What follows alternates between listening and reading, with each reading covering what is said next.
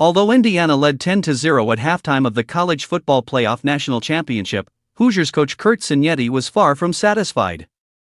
Even with a perfect 15-0 season on the line and a chance to deliver the school its first national title, Cignetti's focus was on the game's officiating. Heisman Trophy winner Fernando Mendoza, Indiana's star quarterback, had taken a hard, uncalled hit that left his lip bloodied in the opening quarter, and Cignetti didn't hold back as the team headed to the locker room. "Well, there's 3 personal fouls on the quarterback not called in one drive that need to be called because they're obvious personal fouls," Cignetti said in a brief interview with ESPN's Rowe. "I'm all for letting them play, but when you cross the line, you've got to call them. They were black and white calls."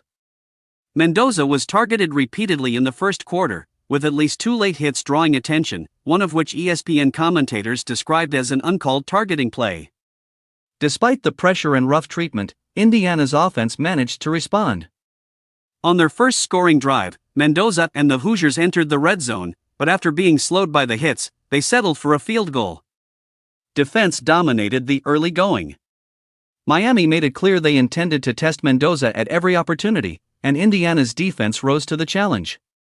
The Hoosiers held the Hurricanes scoreless in the first half, even when Miami had a prime chance to get on the board with a 50-yard field goal attempt by Carter Davis that rattled off the right upright just before halftime.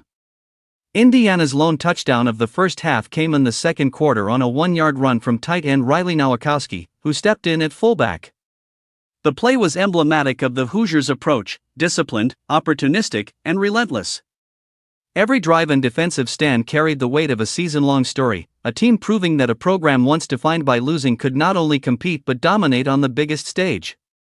Cignetti's halftime frustration highlighted the intensity of a championship game where every call, every hit, and every play mattered. For Mendoza and the Hoosiers, it was a test of focus, resilience, and leadership. Even with bloodied lips and uncalled fouls, the team maintained its composure, keeping the scoreboard in their favor and sending a message that their pursuit of history was unwavering. As the second half loomed, the stakes couldn't have been higher. Every fan, every player, every coach knew what was on the line: a national championship, a perfect season, and a legacy that would be remembered for generations.